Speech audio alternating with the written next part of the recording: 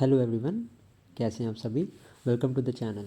So today we are going to start our fifth chapter of the Polity through MCQ series, and these MCQs are strictly from the book M. Laxmikanth.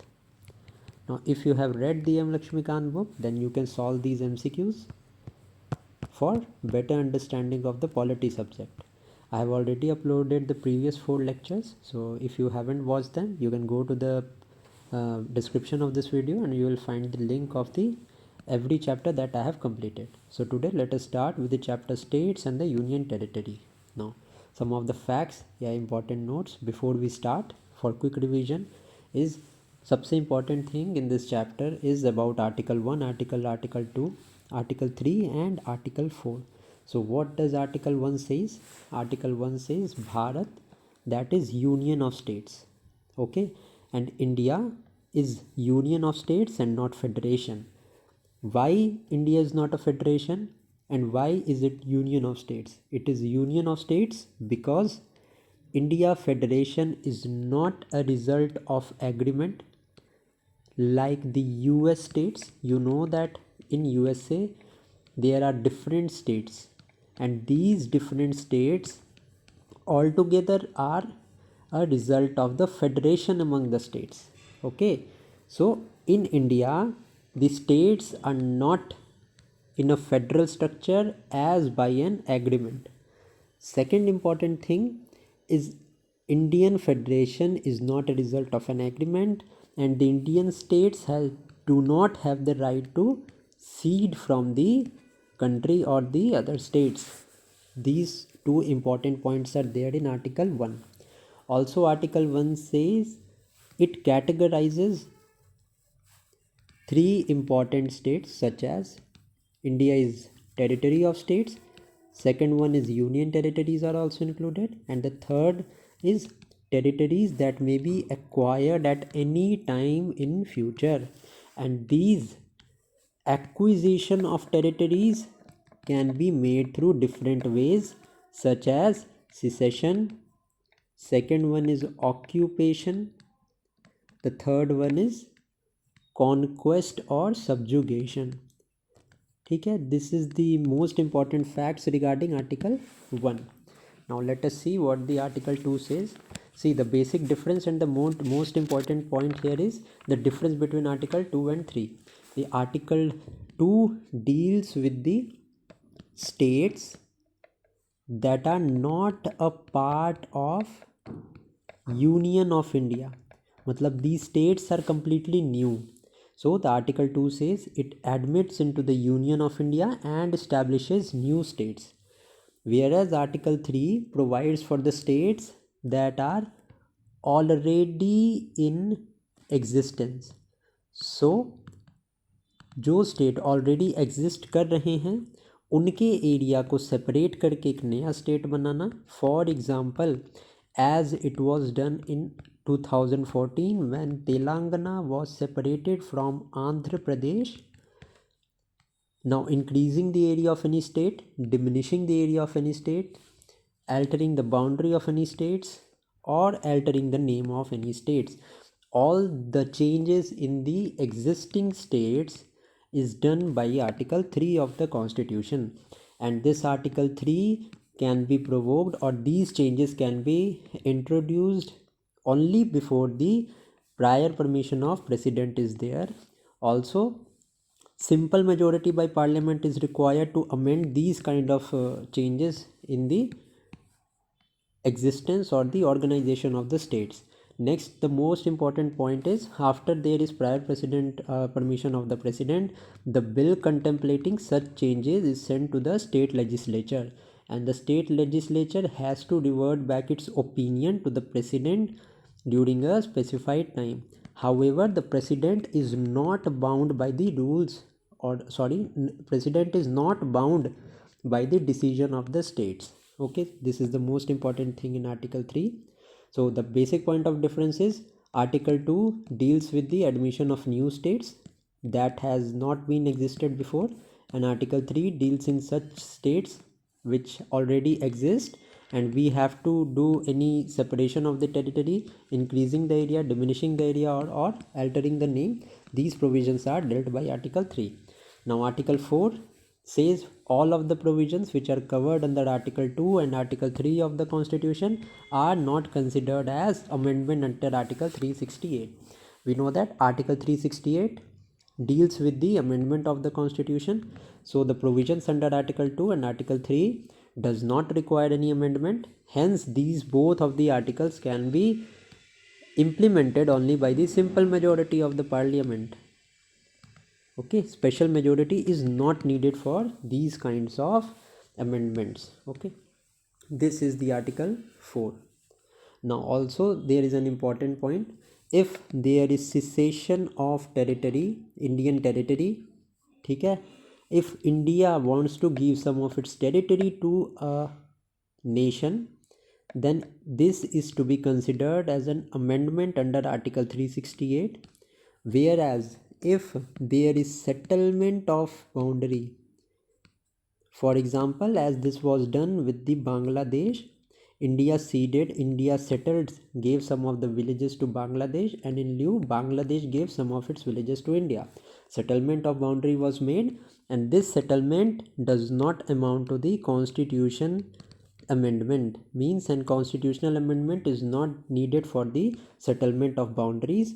Whereas if there is cessation of the area, then it is to be considered as an amendment under Article 368 of the Constitution.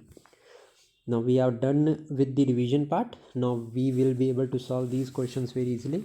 Now let us solve the first question. Consider the following statement. The Parliament is empowered to alter the boundary of any existing state of India. Yes, the statement is absolutely true. A bill pertaining to the alteration of boundary of any existing state of India can be introduced only in Rajya Sabha and only on the recommendation of the President of India. So the first statement is absolutely correct, but the second statement is partially true, because the recommendation of President, prior consent of the President is needed. The statement is true, but it can only be introduced in Rajya Sabha. The statement is absolutely wrong, because this requires a simple majority, and there are, in the next coming classes we will study that how the Rajya Sabha plays a important role or plays a front role in implementing some of the provisions. But under that, this existing states of India, ये सिर्फ राज्य सभा में introduce नहीं हो सकता, it can be introduced in Lok Sabha also. So the second statement is incorrect here. First statement is correct. Correct answer will be only one. Now let us see the second question. The second question is, we have to chronologically arrange the formation of states. सबसे पहले the State Reorganisation Act was introduced in the year 1956 with 14 states and 6 union territories were established in this. Then formation of the state of Haryana was done in the year 1966. Haryana के साथ ही Chandigarh and Himachal Pradesh भी form हुए थे 1966 में. Then formation of state of Gujarat happened in the year 1960 when Gujarat was separated from Maharashtra. The formation of state of Nagaland happened in the year 1963. So 2 will be our first. Then comes the formation of state of Gujarat. ये हमारे B में भी है, D में भी है. Then formation of Nagaland. So D will be the correct answer to this question. Also एक important fact याद रखना, 2000 में Bihar was separated from Jharkhand, and the recent division happened in the year 2014 when the Telangana was separated from Andhra Pradesh. Also, as a fact, you need to know that in 1953 Andhra Pradesh was the first state to be divided on the basis of language. Okay, so 2 का हमारा D यहाँ पे correct answer है. You can also note these important points. Now, the boundary of a state in India can be altered through the procedure laid down in. It's an easy question. After the explanation part, you can easily understand. Article 3 provides for the alteration of the boundary of a state. Also, it can increase the area of a state, diminish the area of the state, alter the boundaries, alter the name. ठीक है, all these provisions are given in under Article 3, and you need to remember this, that the Article 3 is solely related to the existing states, okay, whereas Article 2 specifically deals with the formation of new states जिनका पहले existence नहीं है. ठीक है, this you need to know, ये difference आपको पता होना चाहिए. So 3 का हमारा D would be the correct answer. Article 368 you know is related to the amendment of constitution. Now question number 4. In 1953 the Prime Minister Jawaharlal Nehru announced the formation of a commission to study the reorganization of states on a linguistic basis under the chairmanship of. So there were some of the committees there that were appointed, so you just need to learn this year of their formation and what basic recommendations they gave. So in 1953 Fazl Ali Commission was established, and this Fazl Ali Commission, it accepted language as basis of reorganization, okay, but it rejected the formula of one language one state, okay. So 2 important provisions of Fazl Ali Commission, where it accepted the language as a basis of reorganization, and second one was it rejected one language one state model. Also the members of Fazl Ali Commission was first of all Fazl Ali was the chairman. Some of the members were K.M. Panikkar and then Hridaynath H.N. Kunzru. These were the members of the Fazl Ali Commission, and it was appointed in the year 1953. Okay, now let us see the next question. Now the Parliament of India passed the State Reorganisation Act in 1956 to create. So as I have told you in the explanation part, correct answer to this question is 14 states and 6 union territories were established by the State Reorganisation Act in 1956. And 1953 में Andhra Pradesh was the first state to be divided on the basis of language. Okay, now let us proceed to the next question. Question number 6.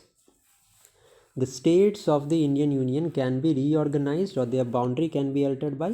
So this question अगर आपको relate करके पढ़ना सीखना है, तो जैसे ही आपने ये स्टेटमेंट पढ़ा आपको ये पता होना चाहिए the statement talks about article 3 of the constitution, क्योंकि यहाँ पे reorganization or existing or altering the boundaries hai, it means changes are being made to the existing states, and the idea of existing states is dealt by article 3 of the constitution.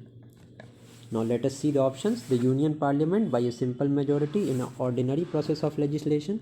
Now as I have told in you in the explanation slide only कि article 3 के जो भी provisions है that can be altered by a simple majority of the parliament.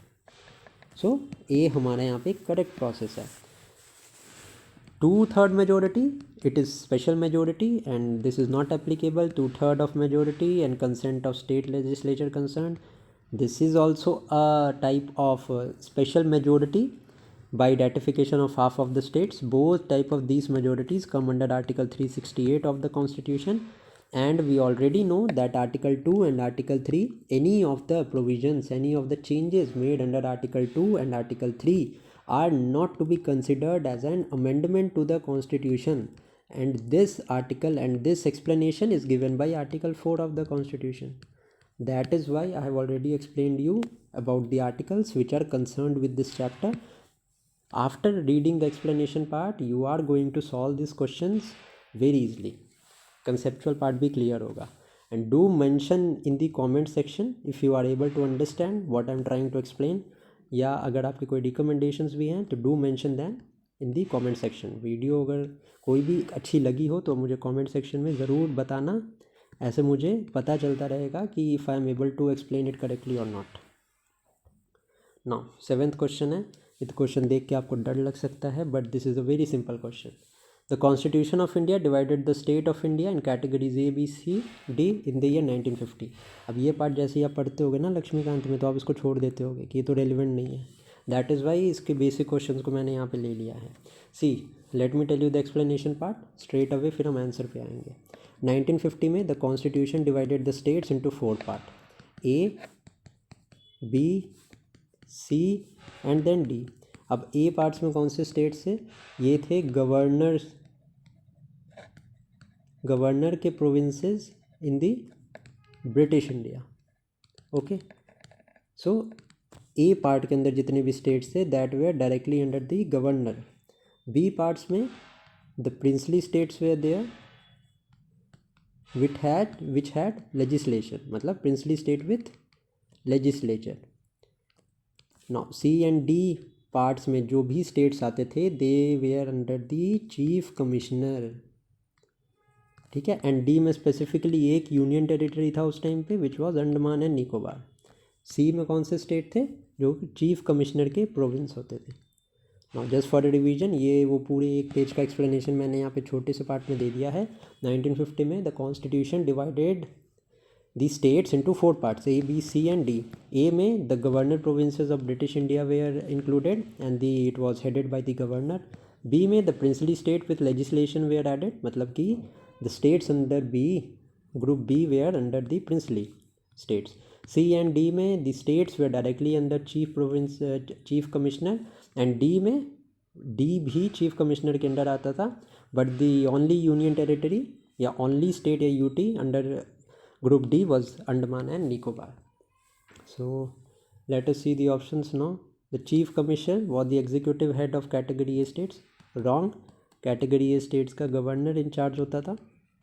No, Raj Pramukh was the executive head of category A states, chief commissioner was executive of B and C, this is wrong.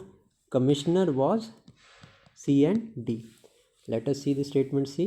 The governor was the executive head of category A states, correct. Raj Pramukh was the executive head of category B state. Raj Pramukh कौन? मतलब provinces का head. Chief Commissioner was the executive head of category C and D states. Yes, this is absolutely true. D में याद रखना सिर्फ एक state या UT added था जो था Andaman and Nicobar.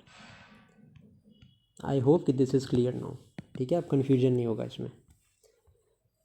Now question number 8, who among the following was the head of the linguistic provincial commission appointed in the year 1948 to inquire into the desirability of linguistic provinces.